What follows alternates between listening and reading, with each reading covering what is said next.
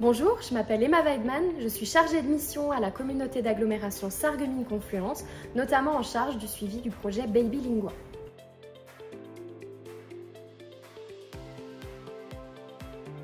Notre territoire est un territoire transfrontalier, donc entre la France et l'Allemagne, sur lequel il n'y avait pas de structure d'accueil pour les enfants de 0 à 3 ans qui soient biculturels et bilingues.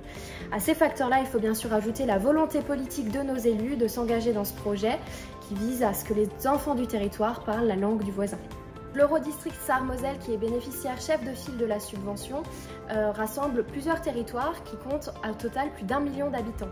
Si on prend les deux territoires réellement associés sur ce projet, c'est-à-dire la Landeshauptstadt Saarbrücken, donc la ville de Saarbrück, et la communauté d'agglomération Sarreguemines-Confluence, on atteint un peu plus de 250 000 habitants.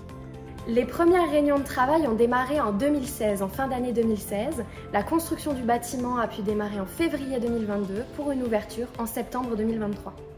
En premier lieu, on a les partenaires financiers, donc la communauté d'agglomération Sarreguemines-Confluence et bien sûr la ville de Saarbrück, avec leur partenaire coordinateur, l'Eurodistrict Sarre-Moselle, qui a été bénéficiaire chef de file de la subvention Interreg 5 Grande Région. À ces partenaires financiers pour l'investissement, notamment, on peut rajouter la CAF de la Moselle, donc la Caisse d'allocation familiale de la Moselle, ainsi que le Regionalverband Saarbrücken. À côté de ces partenaires institutionnels financiers, on peut rajouter les partenaires qui ont été associés à la réflexion, notamment la protection maternelle et infantile de la Moselle et le ministère de la Culture et de l'Éducation sarrois. Donc la particularité de la crèche, c'est qu'elle rassemble au sein d'un seul équipement des enfants venant de France et d'Allemagne avec une équipe de professionnels complètement bilingues et biculturels.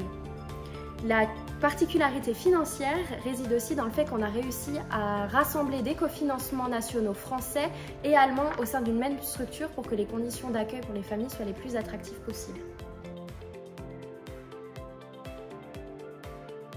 Donc la garde d'enfants, c'est une préoccupation quotidienne de tous les parents, qu'ils habitent en France ou en Allemagne et encore plus dans notre espace transfrontalier, notamment pour les travailleurs transfrontaliers qui font les trajets entre la France et l'Allemagne quotidiennement.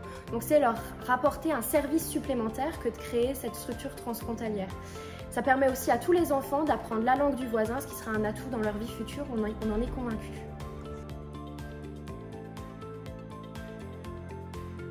Donc en premier lieu, c'est que finalement l'éducation d'un enfant et son accueil ne diffèrent pas, quelle que soit la langue parlée ou sa nationalité. C'est toujours le bien-être de l'enfant qui prime, que les équipes soient françaises ou allemandes, donc ça a été un vrai enseignement pour nous. Il existe encore cependant de nombreux obstacles administratifs à lever pour que ces projets-là puissent se démultiplier le long de la région transfrontalière, notamment dans la perception de subventions françaises et allemandes sur des territoires voisins.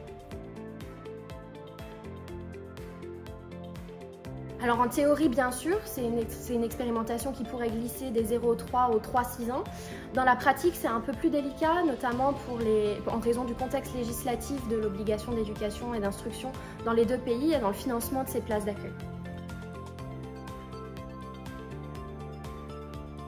Donc à l'avenir, on souhaiterait que les possibilités d'expérimentation de part et d'autre de la frontière française et allemande soient plus souples pour nous permettre de trouver les dispositifs innovants, les solutions atypiques qui permettent l'émergence de ces beaux projets.